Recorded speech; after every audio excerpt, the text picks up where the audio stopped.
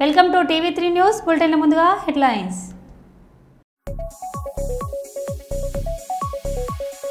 Intermediate ఫలితాలలో ఆల్ ఫోర్స్ ప్రపంచనం.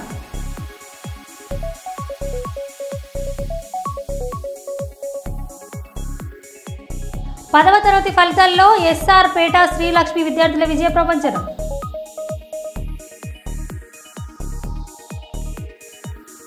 ఉగ్రవాదుల దిష్టిబొమ్మను దగ్ధం చేసిన యూత్ కాంగ్రెస్ జిల్లా ఉపాధ్యక్షుడు ఇరికి మహేష్.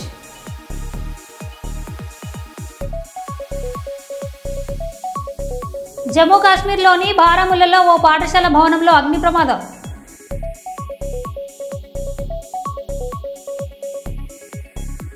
కళ్యాణ్ లక్ష్మి సీఎంఆర్ఎఫ్ చెక్కుల పంపిణీ, పలు అభివృద్ధి కార్యక్రమాల ప్రారంభోత్సవం.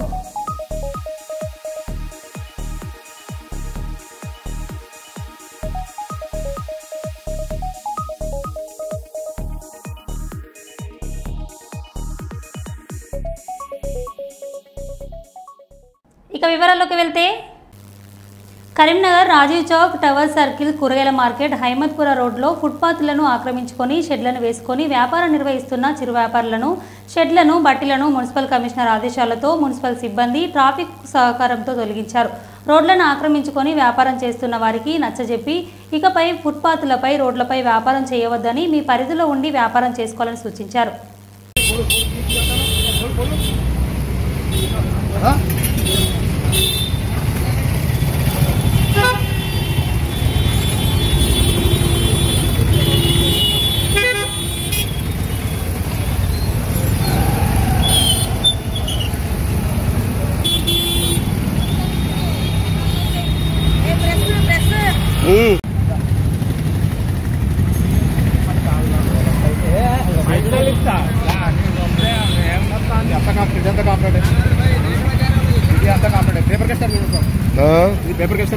అదే అదే అందుకే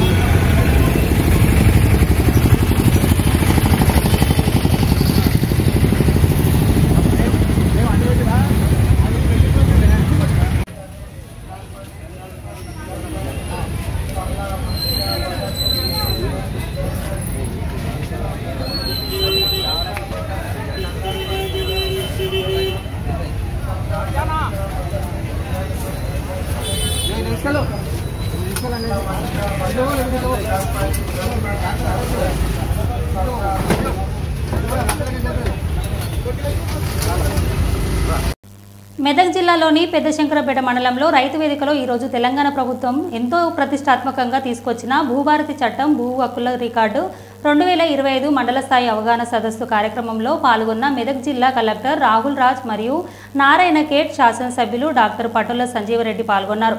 అనంతరం మెదక్ జిల్లా కలెక్టర్ రైతులను ఉద్దేశించి మాట్లాడుతూ భూభారతి గురించి రైతులను చైతన్యం చేయాలని ఆయన కోరారు. ఈ కార్యక్రమంలో రెవెన్యూ అధికారులు మరియు వ్యవసాయ శాఖ అధికారులు, శంకరంపేట మండలం ముఖ్య కాంగ్రెస్ నాయకులు, పార్టీ కార్యకర్తలు మరియు రైతులు పెద్ద ఎత్తులో పాల్గొన్నారు. శాసనసభ్యులు డాక్టర్ సంజీవ్ రెడ్డి గారికి, ఆర్డీఓ గారికి, డిస్ట్రిక్ట్ ఆర్ఎన్బి ఆఫీసర్ గారికి, ఎంఆర్ఓ గారికి, ఎంపీడీఓ గారికి, మండల అగ్రికల్చర్ ఆఫీసర్స్కి, అగ్రికల్చర్ డిపార్ట్మెంట్ వారికి, రెవెన్యూ డిపార్ట్మెంట్ వారికి, ఇక్కడికి వచ్చిన రైతు సంఘాల నాయకులకు, రైతులకు, ప్రజాప్రతినిధులకు, అదేవిధంగా ప్రజలకు, మహిళలకు, మీడియా మిత్రులకు అందరికీ కూడా నమస్కారం.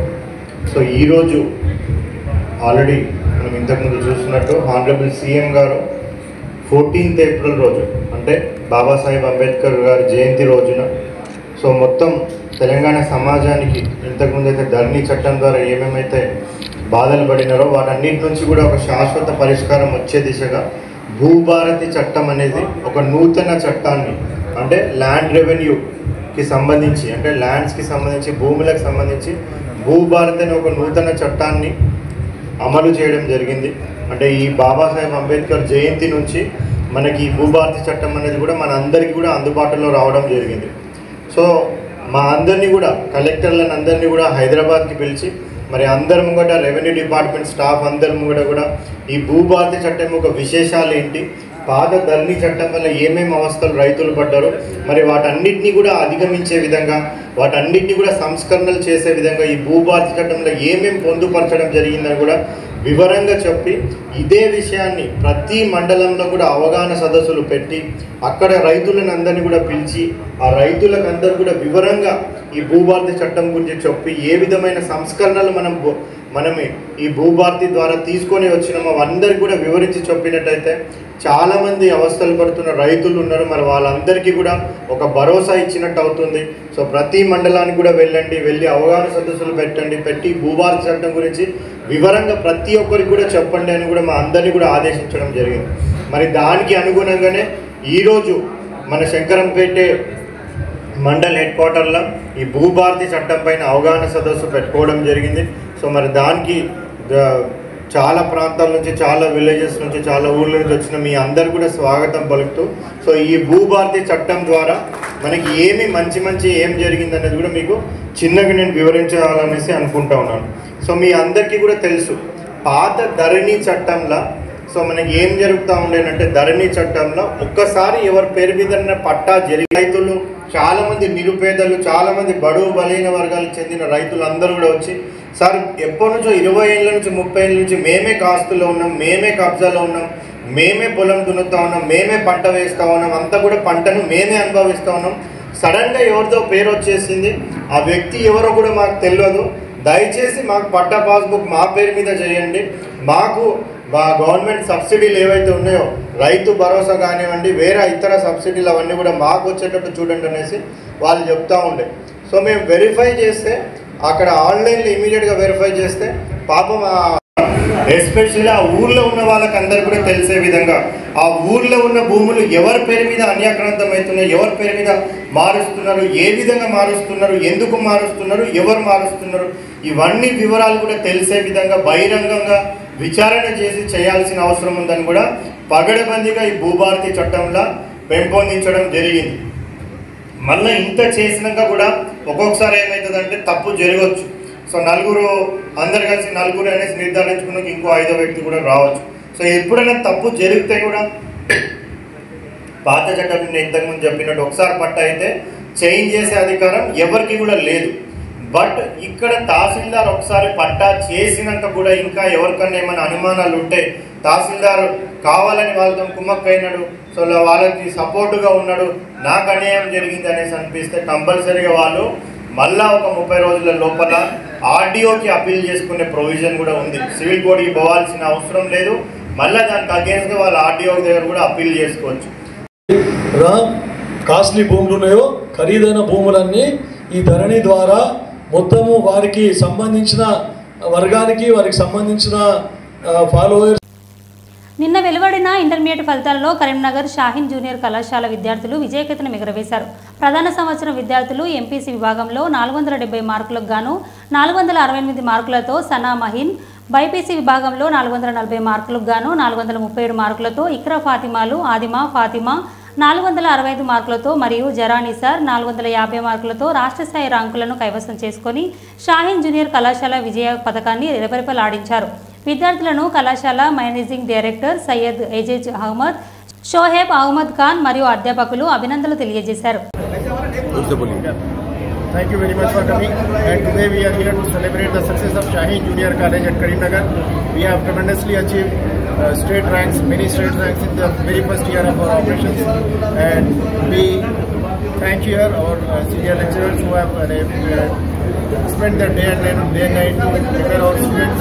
We thank our students who have worked hard to achieve these ranks, and we thank everyone. We thank their parents and the media over here who are coming here and to celebrate our success. Thank you very much.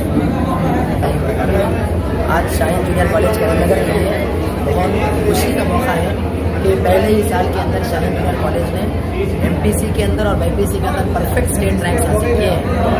468 out of 470 state ranker MPC के अंदर और 437 out of 440. Respected parents, second year due to suffocation and all. Yusuf भाई आप 2 minute खामोश बैठे बोले थे college Karimnagar के लिए बहुत खुशी का मौका है कि पहले ही साल के अंदर शाहीन जूनियर कॉलेज को परफेक्ट स्टेट रैंक्स एमपीसी के अंदर भी और बीपीसी के अंदर भी आया अल्हम्दुलिल्लाह। 468 आउट ऑफ 470 एमपीसी के अंदर और 437 आउट ऑफ 440 बीपीसी के अंदर। ये हमारे लेक्चरर्स की दिन और रात की मेहनत और हमारे बच्चों की मेहनतें हैं। हम तमाम पेरेंट्स का शुक्रिया अदा करते हैं। और इसके अलावा स्टेट तेलंगाना इंटरमीडिएट एजुकेशन का जो परसेंटेज है उससे बहुत आगे बढ़कर आप कह सकते हैं कि डिस्ट्रिक्ट के टॉप कॉलेज में शाहीन करीमनगर के 80% हमारा यहाँ पे रिजल्ट आया है और बहुत से बच्चों ने गैर मामूली तौर पर यहाँ पे परफॉर्म किया है। हम फिर एक मरतबा ये बताना चाहते हैं कि हम करीमनगर को एजुकेशन हब बनाने के लिए आए हैं, यहाँ के एकेडमिक स्टैंडर्ड्स को इम्प्रूव करने के लिए आए हैं और हमारी पूरी कोशिश रहेगी कि आने वाले दिनों के अंदर ये तरक्की का सफर जारी रहे। हम मीडिया के दोस्तों का भी शुक्रिया अदा करते हैं कि हमेशा वो हमारे साथ रहे। हम सारे पेरेंट्स का भी शुक्रिया अदा करते हैं। अस्सलाम वालेकुम रहमतुल्लाहि व बरकातहू। స్వరాష్ట్రాన్ని సాధించాం, అభివృద్ధి చేసి చూపాం. కేసీఆర్ గారి నాయకత్వంలో ప్రపంచమే అబ్బురపోయే ప్రగతి తెలంగాణలో జరిగింది. ప్రభుత్వ మాజీ chief whip BRS party Hanamkonda జిల్లా అధ్యక్షులు Dasyam Vinay Bhaskar Ramnagar more medical hall వద్ద మంగళవారం రాత్రి 51, 52, 57వ డివిజన్లో కార్నర్ మీటింగ్ నిర్వహించారు. మొదట పార్టీ జెండాను ఎగురవేశారు. కార్యకర్తలు ఉత్సాహంగా బాణసంచాలు కాల్చారు. అనంతరం దాసే వినయ్ భాస్కర్ మాట్లాడారు. ఉన్నత విద్యకు నిలయమైన గురుకుల పాఠశాలను నేడు ఆడబిడ్డల ఆత్మగౌరవమాయే 3000 సౌభాగ్య లక్ష్మి 15 లక్షల ఆరోగ్య రక్ష ప్రాజెక్టులెన్నో కట్టినడమ్మో పంట పొలాలను తడిపినడమ్మో మిషన్ కొకదీయ తోరి చెరువు మత్తడి పారి తెచ్చింది కరువు కావాలంటున్నది తెలంగాణ పల్లెల మల్లకారే రావాలంటున్నది తెలంగాణ జిల్లాలో కేసీఆర్ మనకు శ్రీరామ రక్ష మల్లకారే రావాలంటున్నది తెలంగాణ జిల్లాలో సారే కావాలంటున్నది తెలంగాణ పల్లెల మల్లకారే రావాలంటున్నది తెలంగాణ జిల్లాలో 5 లక్షల బీమా సారే మన సారే పెద్ద సారే కావాలంటున్నది తెలంగాణ పల్లెల. జిల్లా స్థాయి ఊష్ పోటీలకు కర్నూలు జిల్లా ఊష్ అసోసియేషన్ జిల్లా అధ్యక్షులు డాక్టర్ శంకర్ శర్మ ప్రారంభించారు. నగరంలోని అవుట్ రోడ్ స్టేడియంలో నిర్వహించిన కార్యక్రమానికి ముఖ్య అతిథిగా డాక్టర్ శంకర్ శర్మ పాల్గొన్నారు. ఈ సందర్భంగా డాక్టర్ శంకర్ శర్మ మాట్లాడారు. జిల్లా కార్యక్రమాలు జరుగుతున్నాయి. ఈ జిల్లా ఎన్నిక తర్వాత విజయవాడలో 5వ తేదీన రాష్ట్ర స్థాయి పోటీలో చూడండి సార్ చూడండి సార్ చూడండి సార్ చూడండి సార్ రెడీ బాబు సార్ అట్టండి ఉన్నాడు sir ready okay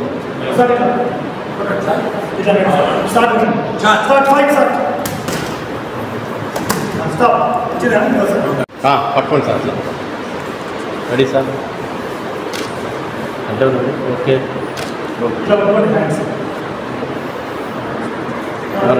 ready sir ready sir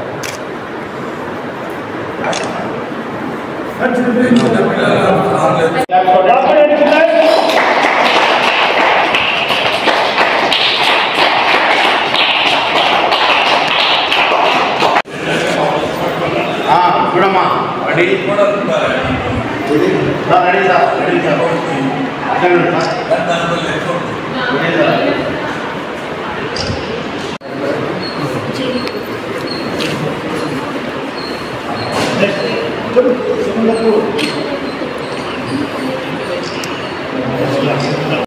Kashmir to Kanyakumari అందరినీ ఒకే తాటిపైకి తేగలిగిన శక్తి ఈ స్పోర్ట్స్ అండ్ గేమ్స్లో మాత్రమే ఉంది. వాళ్ళు ఒకరోజు క్రికెట్లో సెంచరీ చేస్తుంటే ఇండియన్ అని అంటారే కానీ వాడి ఏ కులము వాడి ఏ మతం అని ఎవరు చూడరు. అలాంటి పరిస్థితి ఒక్క స్పోర్ట్స్ ద్వారానే ఏకత్వాన్ని భిన్నత్వంలో ఏకత్వం సాధించవచ్చు. ఇంకా స్పోర్ట్స్ ద్వారా డిసిప్లైన్ వస్తుంది. ఆ డిసిప్లైన్ ఇండివిజువల్స్ అంత ఈజీగా మెంటల్ స్టామినా బాగుంటుంది, వాళ్ళకు మెంటల్ ఎజిలిటీ బాగుంటుంది, కాన్సన్ట్రేషన్ బాగుంటుంది. ఎందుకంటే ఇప్పుడు చెడిపోవడానికి బాగుపడడానికి 100 మార్గాలు ఉంటే చెడిపోవడానికి 1000 మార్గాలు ఉన్నాయి. పిల్లలకు కానీ పెద్దలకు కానీ ఎటువంటి వాళ్ళకు కానీ యూత్కు ముఖ్యంగా చిల్డ్రన్కు. సో ఈ యుగంలో ఇంకా స్పోర్ట్స్ బాగా ఆడిస్తూ వీళ్ళని కొంతసేపు స్మార్ట్ ఫోన్కు దూరంగా ఉంచి వీళ్ళని ఆ ఎలక్ట్రానిక్ పరికరాలకు ఆ డిజిటల్ మీడియాకు కొంచెం దూరమన్నా ఉంచగలుగుతున్నామంటే కేవలం స్పోర్ట్స్ గేమ్స్ వల్లనే. కానీ ఈ ఎండాకాలంలో వాటర్ ఎక్కడంటే అక్కడ తాగితే diarrhoea, dysentery, viral hepatitis, jaundice, typhoid ఇట్లా వచ్చే అవకాశం ఉంది. కాబట్టి వాటర్ చాలా కేర్ఫుల్గా మంచి స్టెరైల్ వాటర్ని జాగ్రత్తగా తాగాల్సి వస్తుంది. తర్వాత ఎండ వలన హీట్ స్ట్రోకు, ఎండ సొర కొట్టే అవకాశం ఉంది. కాబట్టి ఏ కార్యక్రమమైనా ఇప్పుడు ముఖ్యంగా only in the mornings, early in the mornings, లేదంటే ఈవినింగ్, అంతేగాని మధ్యాహ్నము 10-11 దాటిన నుంచి సాయంత్రం 5 వరకు మాత్రం ఎవరు బయటికి రాకపోవడం మేలు.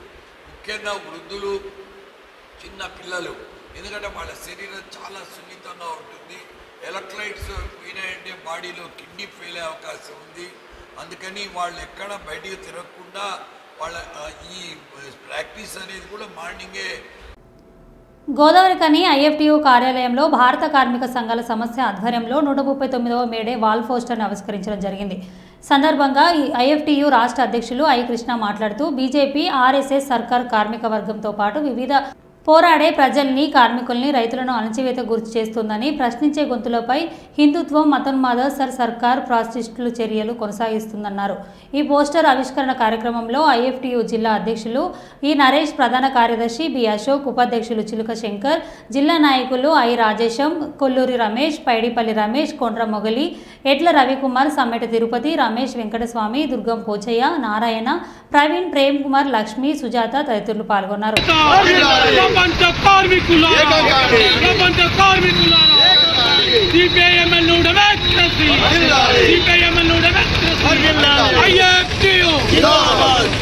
జోహార్ అమరవీరులకు, శ్రీకాకుళం అమరవీరులకు, జోహార్ అమరవీరులకు, అమరవీరుల ఆశయాలను, అమరవీరుల ఆశయాలను, ఐఎఫ్టియు కార్మికుల ఐక్యత, కార్మికుల ఐక్యత.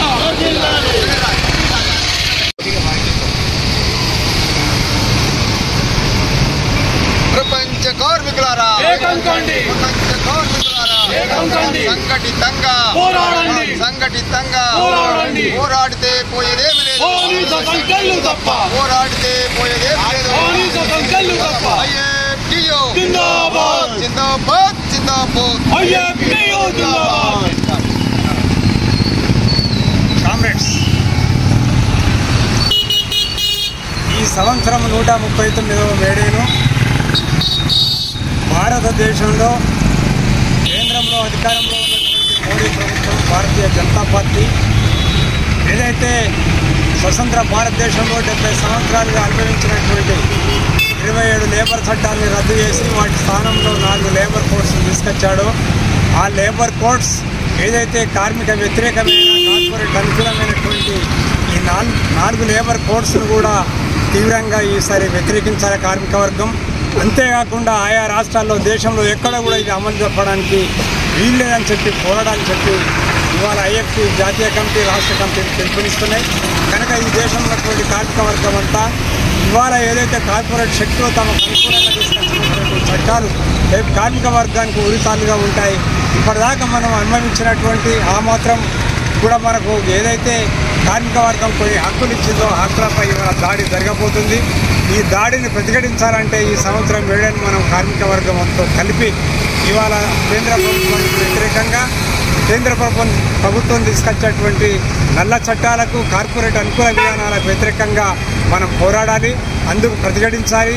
ఈ నెల కాకుండా మే నెలలో 20వ తేదీన ఏదైతే దేశవ్యాప్తంగా సమ్మెకు పిలుపునిచ్చినాయో ఆల్ ట్రేడ్ యూనియన్స్, ఆ సమ్మెలో కూడా కార్మిక వర్గం అంతా పాల్గొని విజయవంతం చేయాల్సిందిగా 139వ మేడే వాల్ పోస్టర్ సందర్భంగా కార్మిక వర్గానికి పిలుపునిస్తుంది.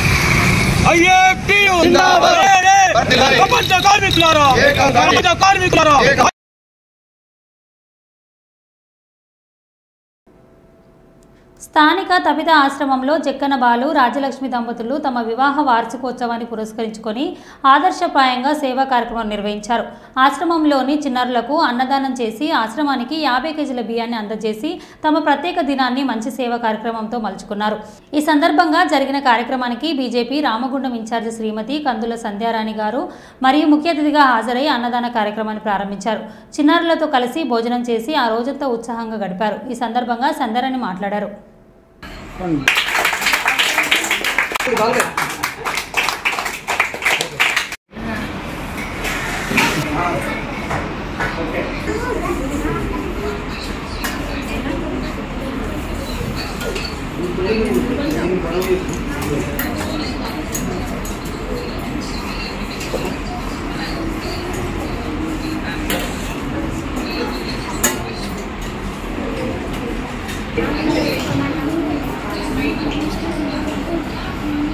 భారతీయ జనతా పార్టీ కార్యకర్త మాకు అత్యంత ఆప్తుడు సోదరుడు జక్కని బాలకిషన్ రాజ్యలక్ష్మి గారికి హృదయపూర్వకంగా పెళ్లి రోజు శుభాకాంక్షలు తెలియజేస్తూ వారి పెళ్లి రోజును పురస్కరించుకొని స్థానిక రామగుండం తపిత ఆశ్రమంలో పిల్లలందరికీ కూడా ఈరోజు భోజన వసతిని అలాగే 50 కిలోల రైస్ని ఆశ్రమానికి అందజేయడం జరుగుతూ ఉన్నది. మరి వారికి హృదయపూర్వకంగా నేను ధన్యవాదాలు తెలియజేస్తూ ఉన్నాను. ఎన్నో ఈ ప్రాంతంలో పలు సేవా కార్యక్రమాలు ఎప్పటికప్పుడు చేస్తూ సమాజానికి ఏదో రకంగా ఇలాంటి అనాథ పిల్లలు ఉన్నటువంటి ఆశ్రమానికి సహకరించాలనేటువంటి గొప్ప హృదయంతో ఈ కార్యక్రమాన్ని చేయడం చాలా శుభ సందర్భంగా భావిస్తూ వారు ఇలాంటి పెళ్లి రోజులు మరెన్నో జరుపుకోవాలి, మరెన్నో సేవా కార్యక్రమాలు ఇంకా నిర్వహించాలని మనస్ఫూర్తిగా ఆకాంక్షిస్తూ మరొకసారి వారిద్దరికీ కూడా హృదయపూర్వకంగా పెళ్లి రోజు శుభాకాంక్షలు తెలియజేస్తా ఉన్నాను.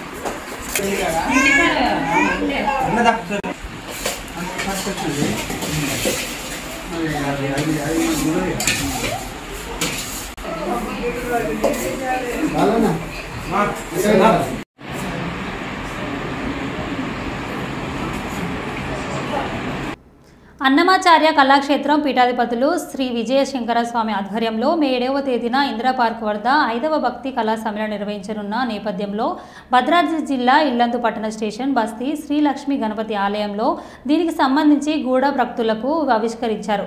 ఈ సందర్భంగా స్వామీజీ మాట్లాడుతూ మే 7వ తేదీన హైదరాబాద్లో ఇందిరా పార్క్ వద్ద 5వ భక్తి కళాశాల సమ్మేళనం నిర్వహణ ముఖ్య ఉద్దేశం యాదాద్రి లక్ష్మీ నరసింహస్వామి నిత్య అఖండ హరినామ సంకీర్తన జరగాలన్న సంకల్పంతో జరుగుతుందన్నారు. కార్యక్రమంలో హిందువులు అందరూ అధిక సంఖ్యలో పాల్గొని 5వ భక్తి కళా సమ్మేళనాన్ని విజయవంతం చేయాలని అందులో భాగంగా ప్రచారణ కార్యక్రమాలు నిర్వహిస్తున్నారు.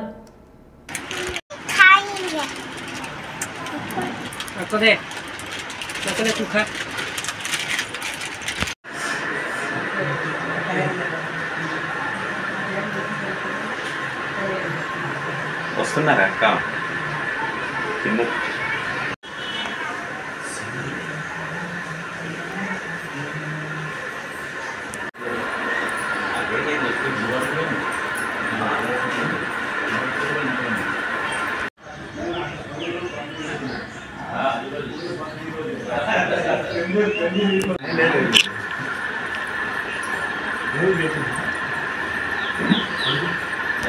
ఇదే తీసుకు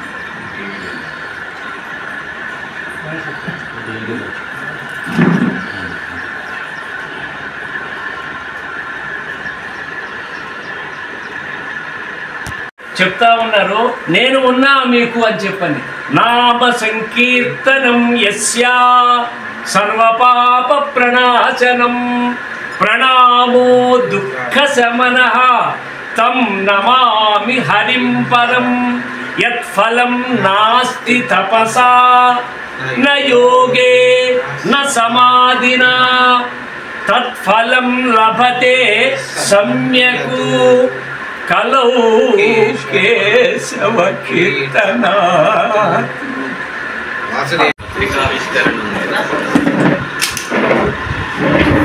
నాకు సెండ్ చేయి.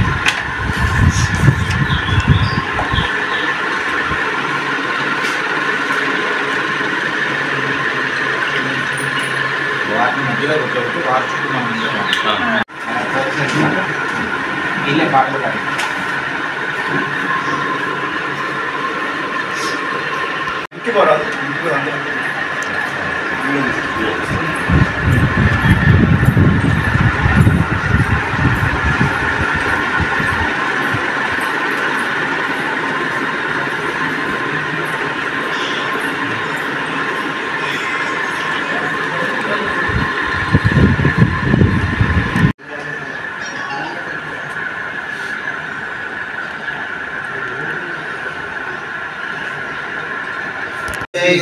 నమో వెంకటేశాయ నమో వెంకటేశాయ జై శ్రీరామ్ జై శ్రీరామ్ జై శ్రీరామ్ జై శ్రీరామ్.